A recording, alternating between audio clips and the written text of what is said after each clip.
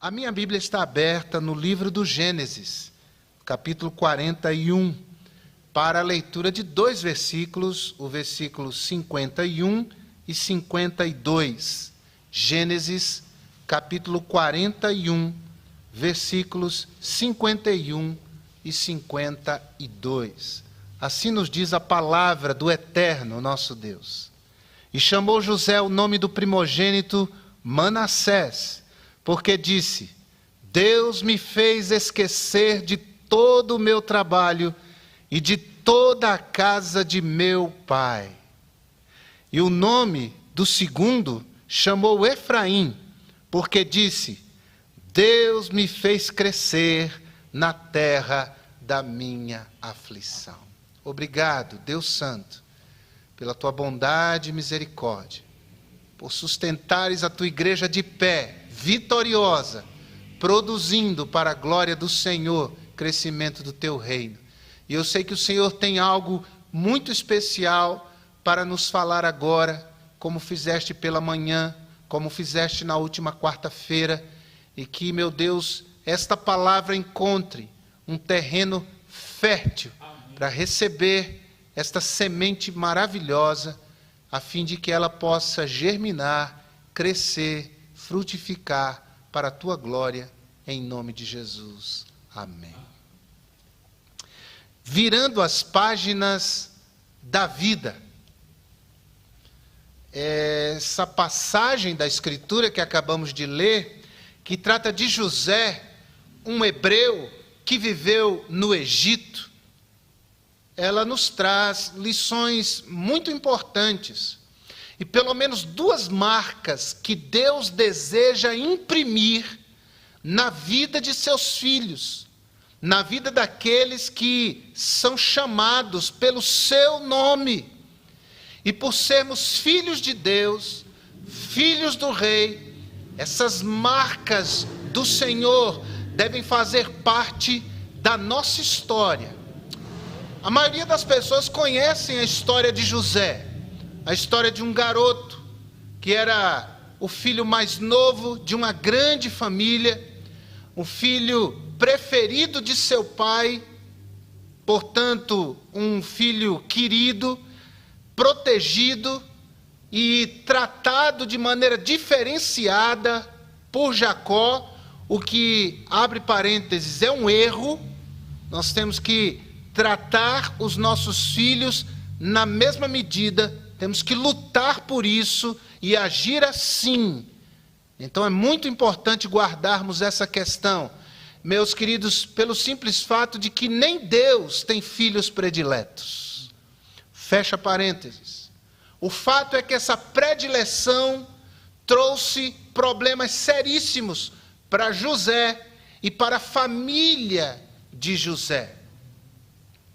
Então, José começa a ter um tratamento diferenciado por parte de seu pai e passa a ter um tratamento diferenciado por parte dos seus irmãos. Portanto, seus irmãos mais velhos o tratam com dureza, o tratam com aspereza, o tratam de uma maneira negativa, e José tinha uma índole também que não ajudava. José era um tanto mimado, vamos ser honestos e dizer a verdade.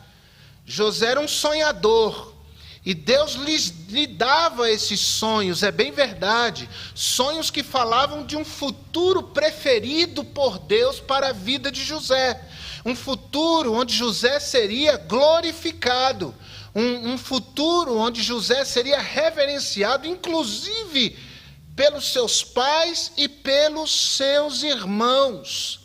O problema é que um garoto, por volta de 17 anos, na adolescência plena, começa a falar de seus sonhos e a se engrandecer diante dos seus irmãos. E isso era muito triste, porque os seus irmãos começaram a criar ódio de José, porque ele, como dizem os jovens, se achava. Ele se achava o máximo, E por isso seus irmãos sempre o tratavam de maneira dura, enquanto seu pai sempre o protegia, sempre dava a ele os melhores presentes. Quantos problemas podem ser criados por causa desse tipo de tratamento? O fato é que aos 17 anos, José é raptado pelos seus irmãos.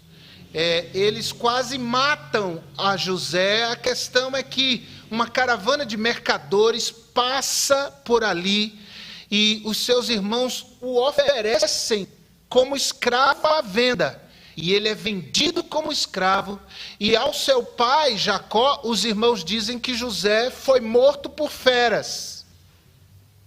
E José é levado como escravo, chega ao Egito, nação poderosíssima daqueles dias, e lá no mercado de escravos ele é comprado pela casa de um homem poderosíssimo no Egito, que assistia na casa de Faraó, o mandatário, o rei do Egito. O nome deste homem era Potifar.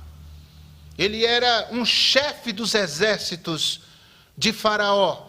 E ele vai trabalhar na casa de Potifar. Acontece que esse rapaz é formoso à vista, é um jovem bem afeiçoado, um rapaz bonito, e Potifar era um homem digno, era um homem reto, era um homem trabalhador, mas não tinha uma esposa digna. Ela começa a olhar para José de uma maneira diferente, começa a desejá-lo. Talvez já tinha feito isso com outros empregados, outros servos de seu esposo, e chega um momento em que ela investe sobre ele e o convida a deitar-se com ela, mas ele nega isso, ele não quer isso, ele confia em Deus, ele é servo de Deus, está numa terra estranha, numa posição inferior, mas ele mantém a sua dignidade. E a esposa de Potifar, tendo sido rejeitada pelo escravo, portanto, o difama e acusa-o de ter tentado estuprá-la,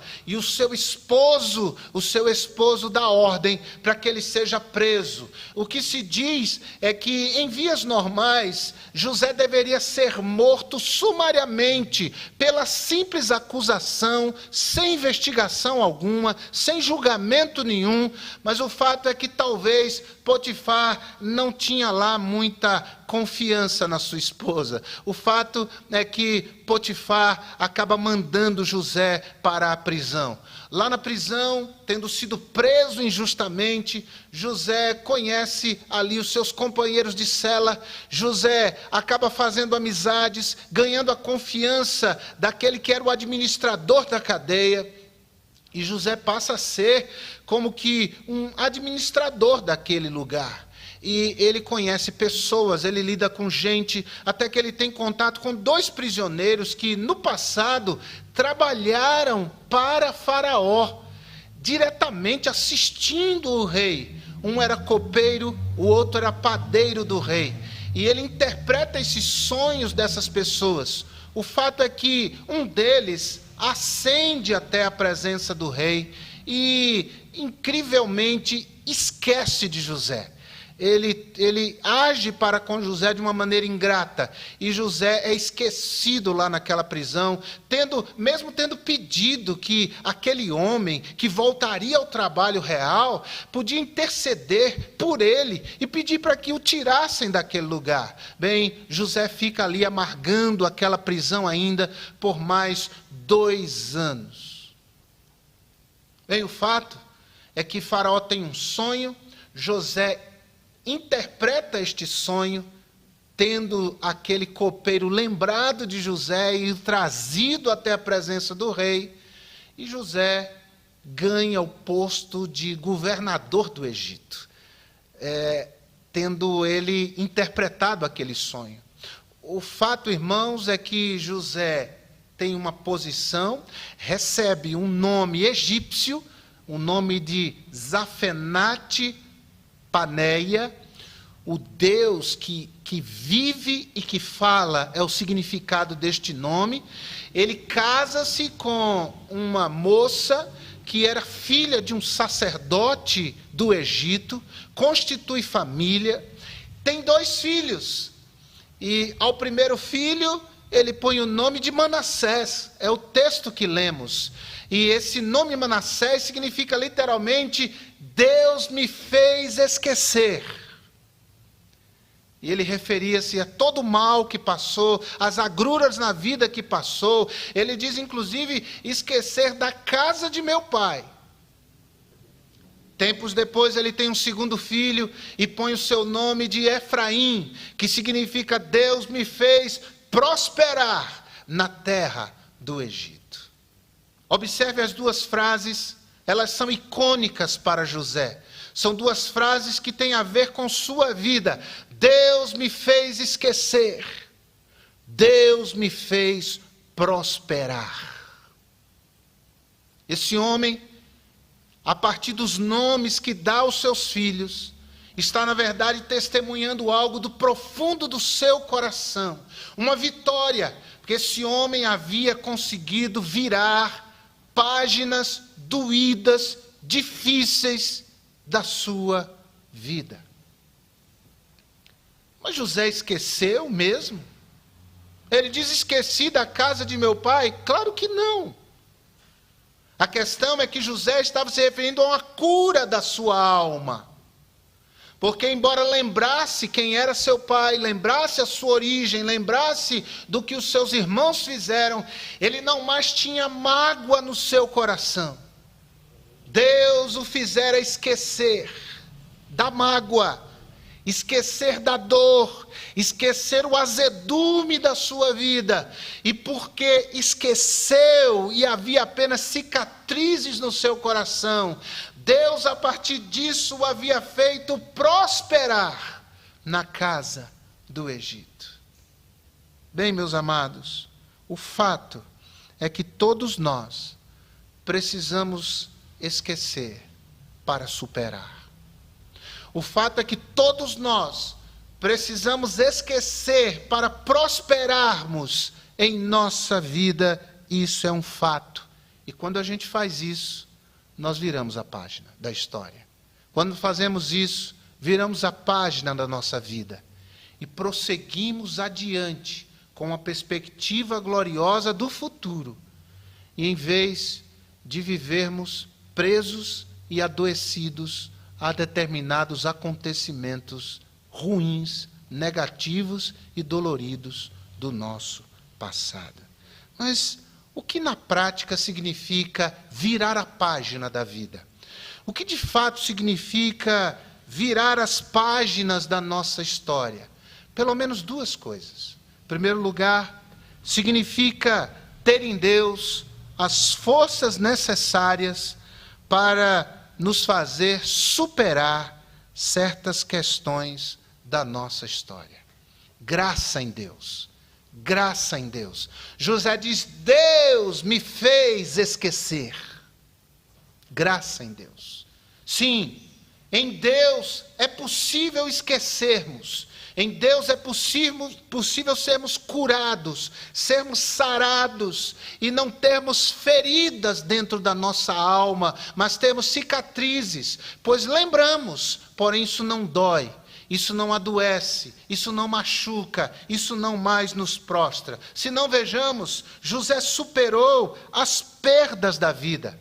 Capítulo 37, verso 36 de Gênesis diz que os midianitas o venderam no Egito a Potifar, oficial do rei, capitão da guarda. Esse garoto, um menino de 17 anos, perdeu a comunhão com seu pai, perdeu a comunhão com seus irmãos, perdeu a sua casa, sua família.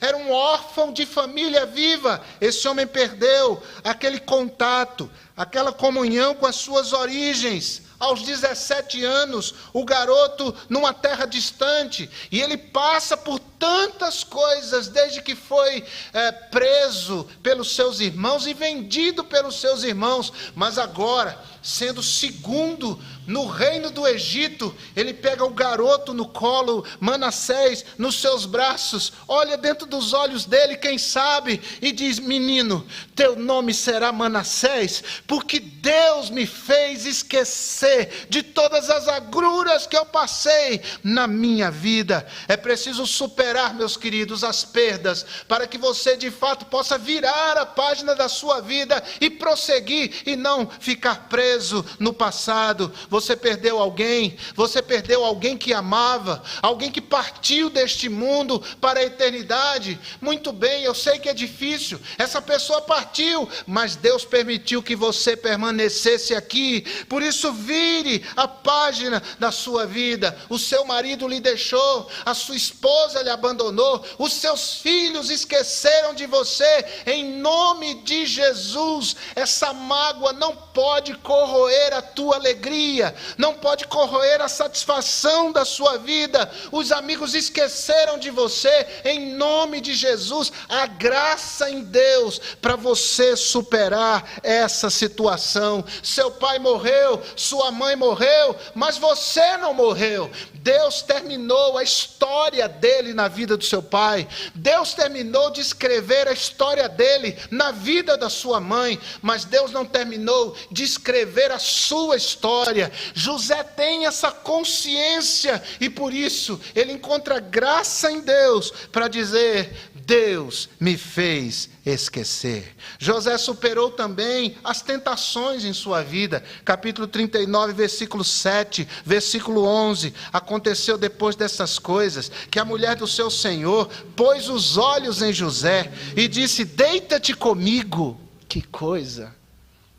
Sucedeu num certo dia, verso 11, que ele veio à casa para fazer o seu serviço, e nenhum dos da casa estava ali. E é ali que a mulher de Potifar investe para deitar-se com José. Meus irmãos, nós precisamos superar as tentações da vida. As tentações advêm a todos nós. Nenhum de nós é invulnerável. Nem Jesus. Jesus foi tentado. E ser tentado não é pecado. A questão é não sucumbirmos à tentação, mas superarmos a tentação. A tentação, quando abrimos a porta para ela, ela nos joga no chão, ela mancha o nosso testemunho, ela cala o nosso testemunho, ela enfraquece as nossas palavras. E se o pecado não for tratado seriamente em nossas vidas, certamente ele vai nos derrubar. Mas, meus amados, para Deus te fazer vitorioso, para Deus te fazer melhor,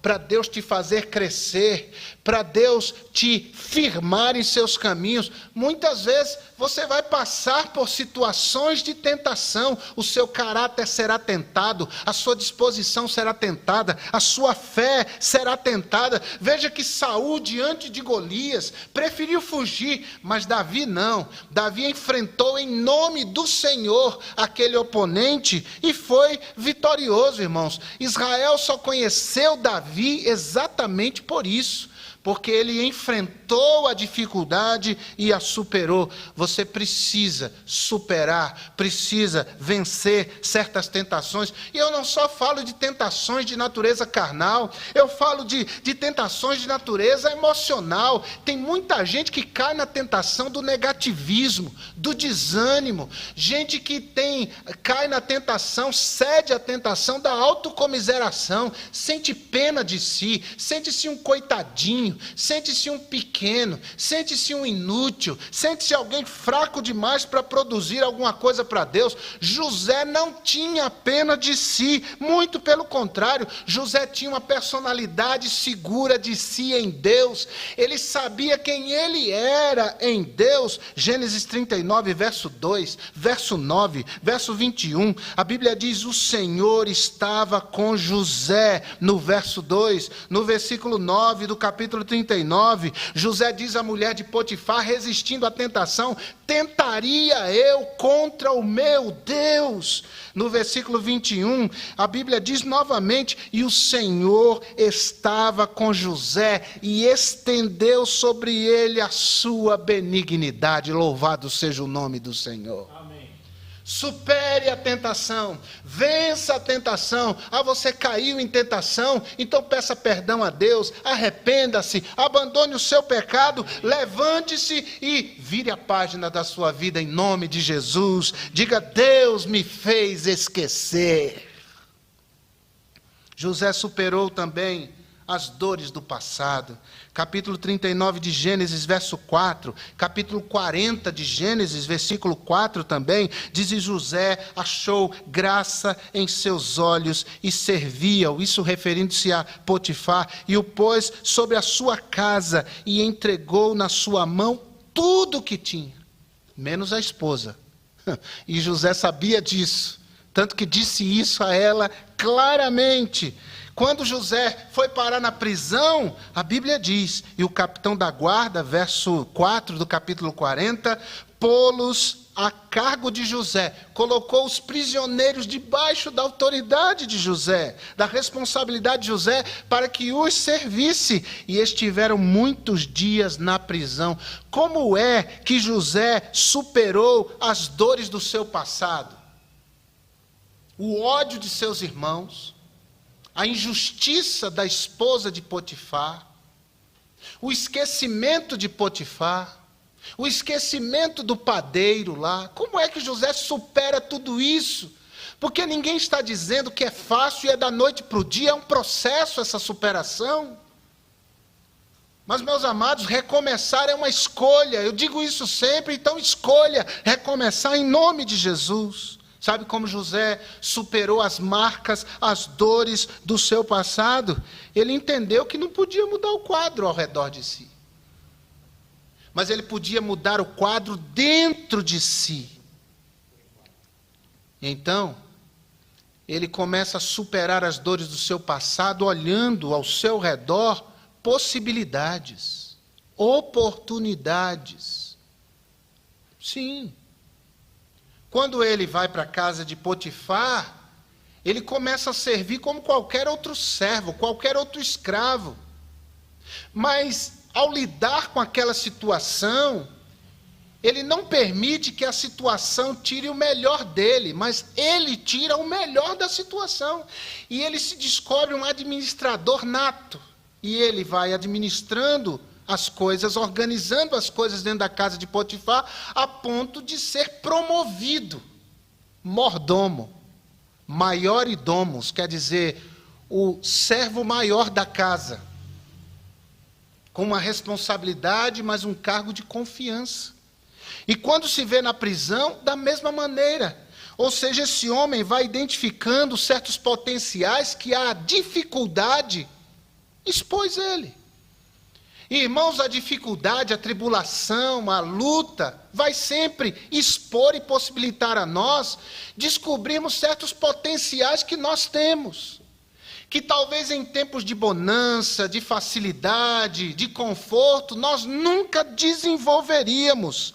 Esse homem faz uma opção, em vez de ficar escravo de uma mente bombardeada por memórias amargas, ele faz a opção de despertar aquilo que ele tem melhor de si e acomodar-se àquela situação, dando o melhor de si. Você está sofrendo dores pelo seu passado?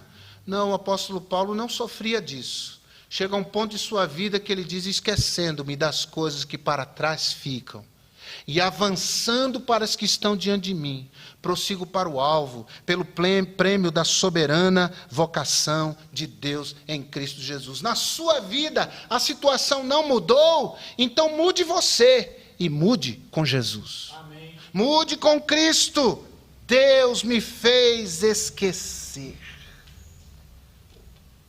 A dificuldade vai revelar em Deus aptidões que talvez você não conhecia. Essa pandemia está servindo para isso. As pessoas estão se reinventando. Algumas estão se prostrando, algumas estão se desanimando, algumas estão se deprimindo, mas há outras que estão reagindo, há outras que estão buscando graça em Deus, olhando ao redor, dizendo: Senhor, mostra uma oportunidade, me dá uma ideia boa. E, irmãos, Deus tem abençoado essas pessoas. Glória seja dada ao nome do Senhor.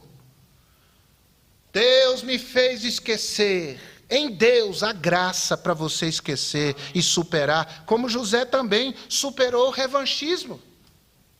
Gênesis 42, versículo 6, quando já governador do Egito, aquela fome intensa, os 7 anos de fome que se sucederam aos 7 anos de fartura, e José amealha em todos os celeiros do Egito o máximo de alimento, e literalmente o Egito se torna, naqueles dias de fome, o celeiro do mundo conhecido da época. Todo mundo vinha comprar alimento no Egito.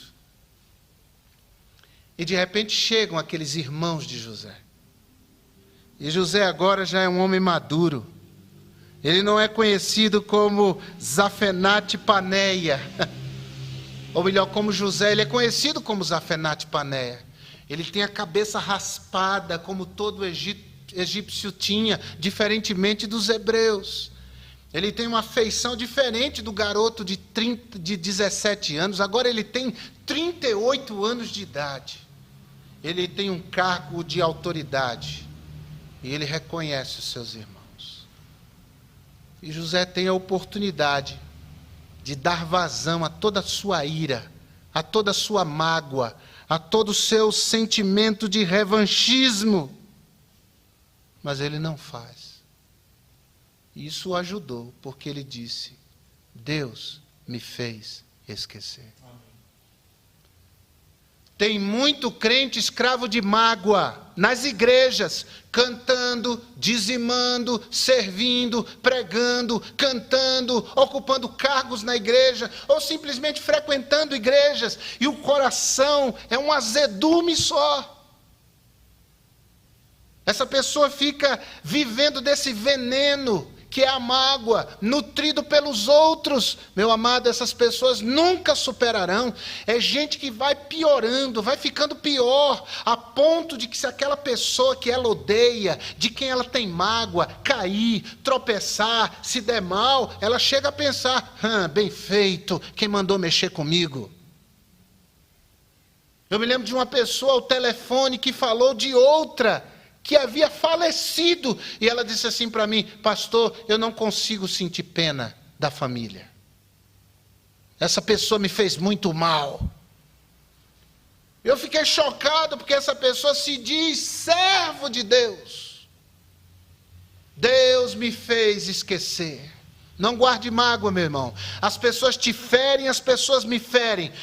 Por aqui passa sangue por essas veias. Eu sei que é difícil. Às vezes dá vontade de dar vazão a toda a nossa ira. Mas, meus amados, nós não podemos dar lugar à nossa carne. Nós não podemos guardar mágoas. Nós temos que olhar para Jesus. Jesus foi injustiçado. Jesus foi xingado. Jesus foi traído. Jesus foi abandonado. Falaram coisas infelizes, negativas e inverídicas sobre Jesus, mas Jesus não guardou mágoa de ninguém.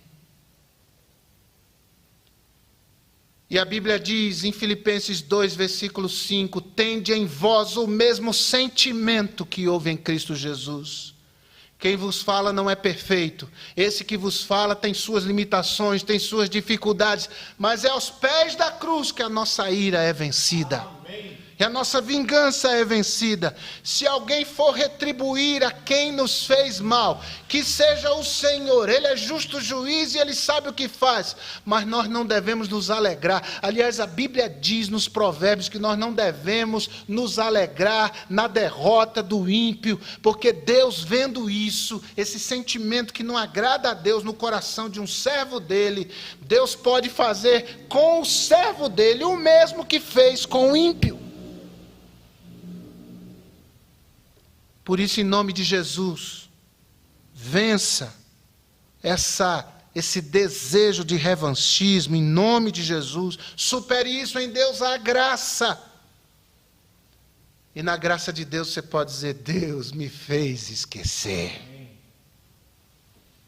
Deus me fez esquecer. Vire a página em nome de Jesus, seu José. Vire a página em nome de Jesus, dona Josefa. Vire a página.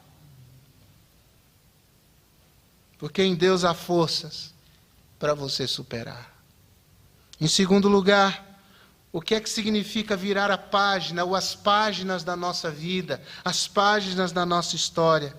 Significa também ter em Deus a graça necessária para nos fazer prosperar em certas questões da nossa vida. Virar a página da vida significa ter a graça em Deus para esquecer-se e superar certas questões da nossa história, mas também é ter a graça de Deus e em Deus para nos fazer prosperar. Esquecer, prosperar. Superar, prosperar. Porque Deus quer nos fazer prosperar, irmãos. Essa é a verdade. E o conceito de prosperidade, na visão, sobretudo ocidental, é tacanho, é pequeno demais. O conceito de prosperidade na Bíblia é muito amplo e deve nos fazer a olhar para a prosperidade com os olhos da palavra de Deus e procurarmos viver uma vida de modo que essa prosperidade que Deus promete, a verdadeira prosperidade, visite a nossa vida e a vida das nossas famílias. Se não, vejamos, Deus fez prosperar o trabalho de José. Por isso, quando ele pega Efraim nos braços, o segundo filho, ele diz: Deus me fez prosperar na terra do Egito. Capítulo 39, verso 2 de Gênesis, verso 5, verso 21 do mesmo capítulo, diz: E o Senhor estava com José, e foi homem próspero, e estava na casa de seu senhor egípcio. Escravo e próspero. Notou que o contexto, o sentido de prosperidade na Bíblia é muito maior? Qual é a prosperidade de José aqui? É que o Senhor estava com ele. A riqueza mundana sem Deus é lixo. Só traz dores, amarguras. Mas mesmo a pobreza, mas com Deus, é revertido em prosperidade e bem para essa família. Eu sempre digo que prosperidade é você ter paz com seus filhos. Isso é prosperidade. É uma família que se dá bem, que vive em paz. Isso é prosperidade. Num barraco em uma comunidade carente, não importa. E eu estou aqui num bairro de periferia de São Paulo. Trabalhei 11 anos como pastor num bairro da extrema periferia da cidade de Santo André, no ABC Paulista, subindo morro, entrando em barraco. Eu conheci muita gente de Deus morando em barraco, extremamente próspera, porque o Senhor era com eles. Amém. Você entrava na casa, aquilo muito simples, mas tudo muito limpo. Comida à vontade. Família em harmonia. Dentro de uma casa pequena de madeira. Cuidado com a sua visão de prosperidade. Ela pode estar grandemente equivocada. Diz ainda: E aconteceu que desde que o Senhor o pusera sobre a sua casa e sobre tudo o que tinha, o Senhor abençoou a casa do egípcio por amor a José, e a bênção do Senhor foi sobre tudo o que tinha na casa e no campo. Esse é o refrão da vida de José. E Deus abençoou José. Na casa de seu pai, Deus abençoou José. Na casa de Potifar, Deus abençoou José. Na prisão, Deus abençoou José. Quando colocado no posto de governador do Egito, Deus abençoou José. Os irmãos o traíram, a mulher de Potifar o difamou, o seu patrão o abandonou. O copeiro mor se esqueceu dele, mas Deus jamais. Deus estava com José. A verdadeira prosperidade vem de Deus e de sua presença conosco. Salmo 24, verso 1, do Senhor é a terra, sua plenitude, o mundo, os que nele habitam. Ageu capítulo 2, verso 8, minha é a prata, meu é o ouro, diz o Senhor. Efésios 1:3 diz: bendito Deus e Pai de nosso Senhor Jesus Cristo, o qual nos abençoou com todas as bênçãos espirituais nos lugares celestiais em Cristo Jesus. Deus fez José prosperar. Deus fez José bem-sucedido. E porque José viveu no altar do Senhor. Nós não podemos ser hipócritas. Nós precisamos de dinheiro, precisamos de uma boa casa, nós precisamos de um bom trabalho. Ninguém aqui está dizendo nada contra isso. Muito pelo contrário. Se você deseja, corra atrás, mas vá na dependência de Deus, Deus vai te abençoar. Mas, irmãos, tudo isso, sem o favorecimento de Deus, é vão. Então temos que buscar a bênção de Deus, pois a Bíblia diz que é a bênção de Deus que enriquece. É a bênção do Senhor que nos faz prosperar. José não só prosperou no seu trabalho, mas Deus fez José prosperar na sua família. Capítulo 41, versículo 45. Faraó o chamou de Zafenate Paneia e lhe deu uma mulher chamada Azenate, filha de Potífera, sacerdote de On. Ou seja, Deus abençoou José e lhe fez prosperar, lhe dando uma família. Ele perdeu uma família. E Deus lhe deu esposa posteriormente sozinho. Imagina que coisa. Anos antes, esse garoto chega ao Egito assustado, quem sabe acorrentado, indo para o mercado dos escravos, absolutamente apavorado, sozinho, sem conhecer a língua daquela nação. Mas Deus continuou abençoando a José, porque José continuou temendo a Deus. Provérbios 9:10, o temor do Senhor é o princípio da sabedoria. Capítulo 8 de Provérbios, verso 18, riquezas e honra estão comigo, assim como os bens duráveis e a justiça. É isso que nos diz o Senhor. Ele não tinha igreja para frequentar, ele não tinha sinagoga para frequentar, ele não tinha nem culto familiar, porque ele estava longe da sua família, mas ele continuou temendo a Deus, e eu tenho dito que temer a Deus é levar Deus a sério, e José levou Deus a sério em todos os seus caminhos. Meus amados, Deus fez José prosperar na sua família, porque ele temia o Senhor. Nossas famílias precisam ser visitadas pelo temor de Deus. Deus precisa ser levado mais a sério no seio familiar. É preciso que a igreja, que é composta por famílias, se volte para Deus mais perto de Deus. Nessa pandemia, que dentro de casa, o que se assista, o que se fale, o que se cante, revele verdadeiramente que essa família está aos pés do Senhor, que ela leva Deus a sério. Uma família que ora, uma família que jejuma, uma família que medita na palavra, uma família que acompanha a igreja, os cultos, que adora a Deus, em dia de culto, em dia que não tem culto. Isso é importante, zelar pela vida familiar.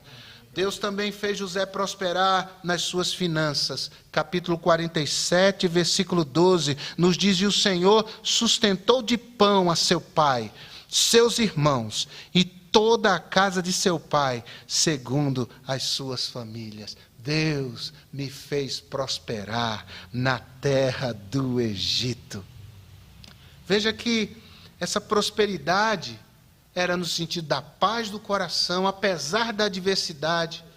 Era no sentido de que, pela presença de Deus, José foi dotado com habilidades para desenvolver-se, quer na casa do seu senhor Potifar, quer lá na prisão. Deus lhe deu uns instrumentos, a capacidade. Isso é prosperidade, irmãos. É ter a boa mão de Deus sobre nós, nos guiando e abençoando o nosso esforço.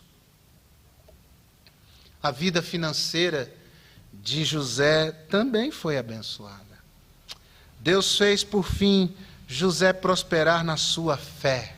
Capítulo 39, verso 9 diz: ninguém há maior do que eu nesta casa e nenhuma coisa me vedou. Isso é José falando de Potifar, a esposa de Potifar. Senão a ti, eu posso cuidar de tudo. Potifar disse, está tudo na tua mão, menos você, mulher, você não. Você eu não tenho acesso. E ele diz, por que eu faria tamanha maldade e pecaria contra o meu Deus? Capítulo 41, verso 25, diz, então disse José a Faraó, o sonho de Faraó é um só, o que Deus há de fazer, mostrou-o a Faraó. Veja que José dá glória a Deus. José diz para a mulher de Potifar, eu não vou fazer isso porque eu temo a Deus. Diante de Faraó ele diz, a interpretação desse sonho veio de Deus. Capítulo 45, verso 7, pelo que Deus me enviou adiante de vós, para conservar a vossa sucessão na terra. Isso é José falando aos seus irmãos. Depois que ele se revela aos seus irmãos, ele diz que foi Deus. Ah, mas eu fui injustiçado pelos meus irmãos. Mas Deus estava vendo todo o tempo e Ele é soberano, nada foge ao seu controle. Aquela caravana que passou, fruto da boa mão de Deus, a providência de Deus na vida de José. E eles compraram José, livrando-o da morte, o levando para o Egito. Tudo a mão de Deus. Por isso José diz, Deus me fez esquecer. Deus me fez prosperar. Era Deus o tempo todo. Versículo capítulo 50, verso 20. Vós bem intentastes mal contra mim, porém Deus o intentou para o bem. Para fazer como se vê neste dia, para conservar muita gente com vida. Isso é a palavra de quem virou a página na sua história, as páginas ruins, as páginas difíceis, e abriu diante de si a possibilidade de se escrever um novo capítulo, uma nova história de vida. Deus me fez esquecer, Deus me fez prosperar. A fé de José prosperou. Isso é prosperidade. Quando a nossa fé cresce, quando a nossa confiança em Deus fica mais rígida, mais firme, isso é prosperidade. E nós precisamos, irmãos, de uma geração de crentes que nesse tempo de pandemia se levanta cheios de fé e confiança em Deus, que não esmureçam na sua fé, que não desanimem, que não se amedrontem diante dos acontecimentos, meus amados. Nosso Deus continua no trono. Ponha sua fé nele, sua confiança nele, e diga, Deus me fez esquecer. Deus me fez prosperar. Vire a página da sua... Você tem que decidir de quem você vai ser refém. Se da mágoa, do ressentimento, da tristeza, do desânimo, porque as coisas não têm ido bem na sua vida, você precisa escolher, ou você vai ser refém de Deus, da sua palavra, da graça dele, do poder dele, ou você vai optar por colocar sua fé nele. Isso é que você tem que pensar, e você tem que decidir nessa noite, em nome de Jesus. Fortaleça a sua aliança com Deus, e pela fé hoje, vire a página, vire as páginas da sua vida, em nome de Jesus. O que é que você precisa superar? O que é que você precisa esquecer? O que é que você precisa deixar para trás? Que página você precisa virar? Pois em nome de Jesus, tome essa atitude hoje. Você quer prosperar? A prosperidade do céu, a prosperidade de Deus, a prosperidade bíblica. Então você precisa virar a página em nome de Jesus e abrir-se para o novo, para aquilo que Deus tem feito, para que você possa dizer, Deus me fez esquecer. Deus me fez prosperar. Por isso agora, você podia orar comigo. Você podia clamar a Deus. Curvar a sua cabeça, fechar os seus olhos, enquanto a música ao piano é tocada. E você podia olhar para dentro de você. E olhar aquelas coisas que precisam ser deixadas para trás. E você precisa dizer, eu preciso esquecer disso. E Deus Deus, na sua graça, pode me fazer esquecer. Para que eu possa prosperar, para que eu possa ir adiante, para que eu possa ir mais além, virando as páginas da minha vida. Nós fazemos isso com a graça de Deus e em nome de Jesus. Meu Deus, ajuda-nos agora. Ajuda o teu povo, Senhor. Eu sei que essa palavra tocou vidas e corações. Eu sei que há decisões que estão sendo tomadas. Que o Senhor visite cada uma dessas pessoas. Meu Deus, eu peço por aqueles que porventura, assistindo essa transmissão, ainda não conhecem o Senhor, que é um Deus de toda graça. Graça para nos fazer esquecer de todo o mal, de todas as agruras pelas quais passamos em nossa vida. Graça para podermos prosperar, apesar da pandemia, apesar das dores da vida. Nos fazer com esta graça que nos fortalece, virar a página da nossa história, virar as páginas da nossa vida. Nós oramos que seja assim, meu Deus, em nome de Jesus.